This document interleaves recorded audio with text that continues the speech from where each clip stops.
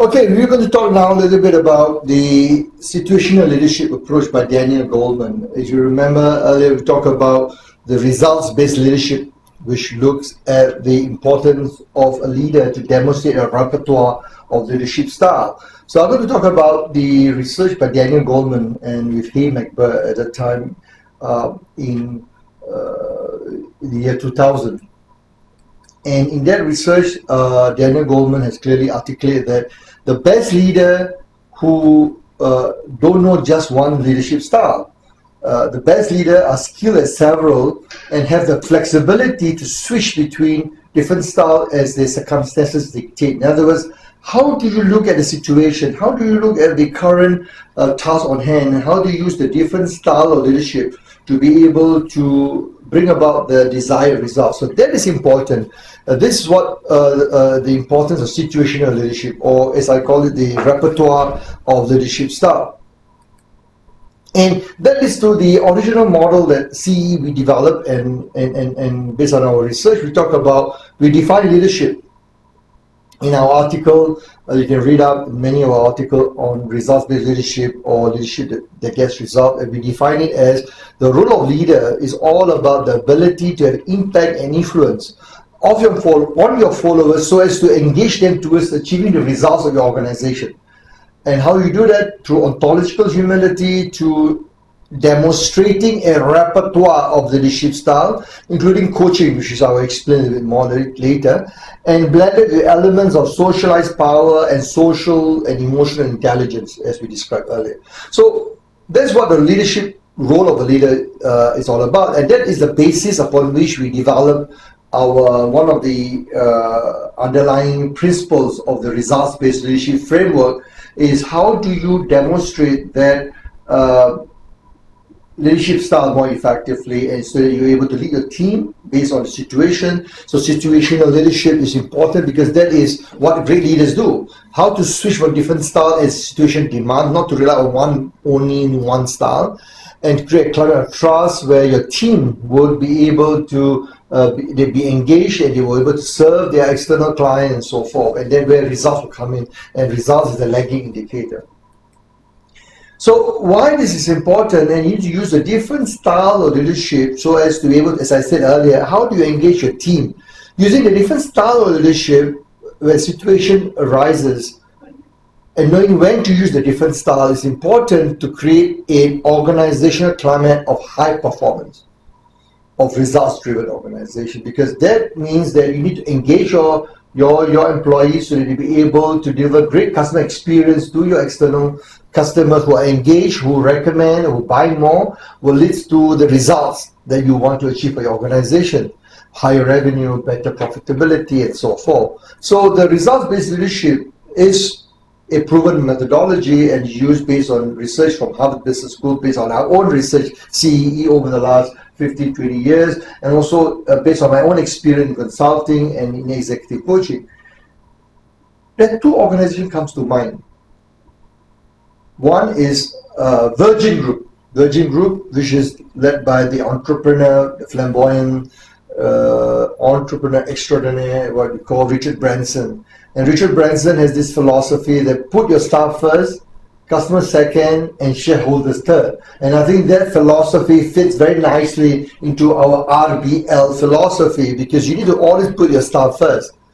And that is important. Knowing how to engage your staff using that different style of leadership is very important. The other organization, of course, in America is Southwest Airlines. And Southwest Airlines has been very successful, and they also adopt this principle of putting employee first. Employee comes first, and they believe that employee satisfaction, delighting the employee, is the means towards achieving customer satisfaction. So that is the two organizations that I will recommend you to study, read, and the many published articles, case study on these two organizations, philosophy, which makes them what makes them great in their respective space. Now, let me come back to the topic. We talk about leadership style. So in this particular article, Leadership That Gets Results, that's published by Daniel Goleman in the year 2000, I believe it's March-April 2000, Harvard Business Review. In that particular article, 𝐕𝐈𝐃𝐄𝐒 and Daniel Goleman partnership in research has published I believe about 3,871 executives from CEOs to business leader, and they have identified what it is effective leadership, what constitutes effective leadership, and what is interesting, and they are basically able to classify this 6 different leadership styles, and each springing from the different component of emotional intelligence. In other words, for each leadership style of the 6 leadership styles, there are different facets of emotional intelligence competency that one needs to demonstrate. What are these 6 styles? So let me just walk through, review the 6 styles quickly, then I'll go in depth to explain the different styles. So one is called directive style. Second is visionary style. Third, affiliative style. Fourth is participative. Fifth is pace setting, and sixth is coaching. So there's 6 styles.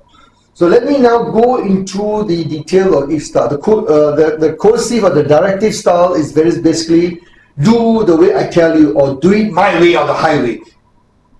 This cohesive style, sometimes called dictatorial style or autocratic style, is very directive, very coercive. It creates a very negative climate of fear, and this is not to be used all the time. Of course, there are times you need to use this. For example, when you are dealing with discipline style, after first, second, third attempt to provide feedback and coach the person, things are not moving. So you need to be able to demonstrate the style.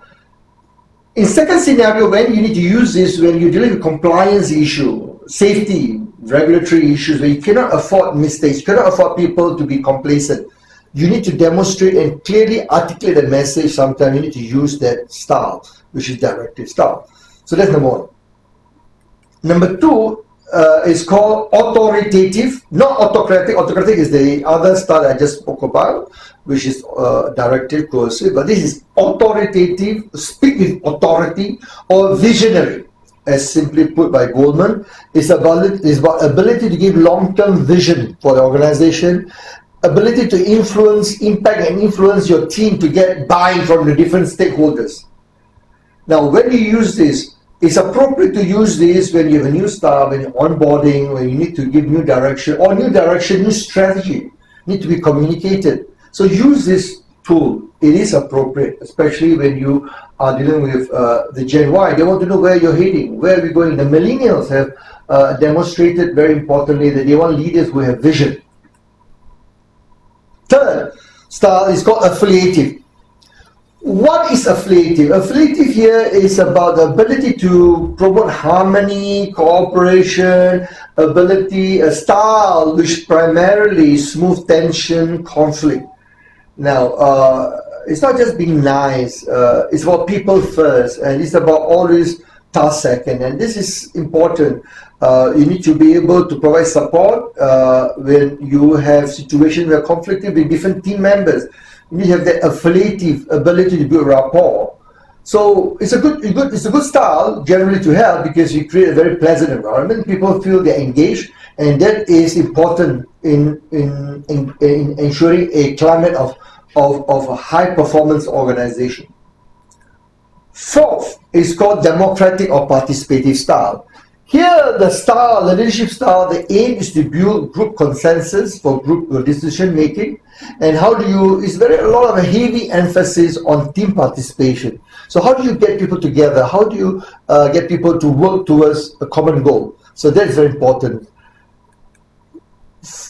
The fifth style is called pace setting. Pace setting is when you demonstrate a very high standard of excellence, and you aim to accomplish quality work for yourself, and you expect others to follow. Now, this is a challenge, because you model it, you expect, but not every employee is able to follow because they don't have the skill. So you can use this when you're dealing with very independent knowledge worker, experienced worker who are much more astute in certain areas, their area of expertise. You're dealing with research staff, R&D, and also with Gen Y, the millennial, Gen Z, the new generation. They want to be empowered.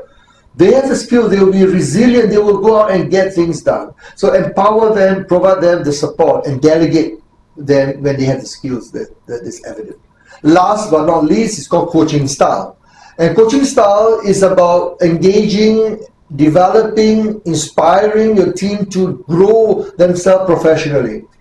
How do you help them to identify their strengths, their weaknesses, areas of development? How do you get people to develop a very high level of self-awareness? How do you give them opportunity to improve? So asking questions.